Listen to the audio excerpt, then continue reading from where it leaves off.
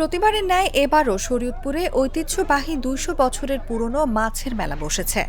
মেলা উপলক্ষে জেলার মধ্যপাড়া, চটাং, চরসোনামুখী, রুদ্রকর, সুবচনী সহ কয়েকটি এলাকায় অন্তত হাজারো মানুষের সমাগম ঘটে।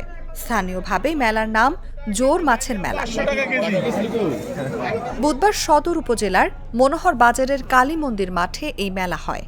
স্থানীয়দের সঙ্গে কথা বলে জানা যায়, অন্তত ২০০ বছর আগে থেকে মেলাটি অনুষ্ঠিত হয়ে আসছে। পৌষ সংক্রান্তির শেষ ও পহেলা মাঘ উপলক্ষে এই মেলা বসে। এ সময় ক্রেতারা মেলা থেকে ইলিশ মাছ আর বেগুন নিয়ে বাড়ি ফেরেন। ইলিশের পাশাপাশি বিক্রি হয় নানা প্রজাতির দেশীয় মাছ। এছাড়া মাঠে বসে অস্থায়ী খাবারের দোকান। আমাদের এই জায়গায় ২০ থেকে ৩০ লক্ষ টাকার বেচা বিক্রি আসে। প্রচুর ইলিশ মাছ আসে। সকাল থেকেই ভোর রাতে শুরু করে বেলা ২টা পর্যন্ত মাছ বেচা কিনা হয়। প্রতি বছর এই মাছ, জোর মাছ এবং বেগুন মনে করেন ৭ মণ ৮ মণ বেগুন বিক্রি করি। এখন এই বছর একটু কম বেচা কিনে একটু কম হবে, এই কারণে একটু আবার কম আনছি, ৩ মণ আনছি বেগুন। মেলাকে ঘিরে ছোটদের আগ্রহ থাকে বেশি। বড়দের সঙ্গে মেলায় গিয়ে মিষ্টি খাওয়ার পাশাপাশি বেলুন আর খেলনা হাতে বাঁশিতে ফু দিতে দিতে খুশি মনে বাড়ি ফেরে তারা। বছর জুড়ে এ দিনটির জন্য অপেক্ষায় থাকেন এখানকার স্থানীয় হিন্দু ধর্মের পাশাপাশি মুসলিমরাও। মেলাটিকে ঘিরে হিন্দু মুসলিমের এক মেলবন্ধন ঘটে।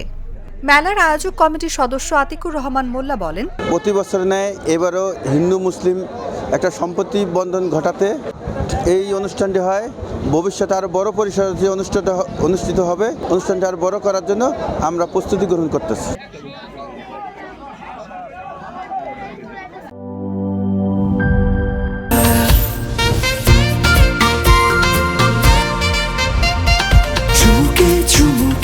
Enjoy the life, চলো পুরাই খুশি তুলে নিয়ে হাতে।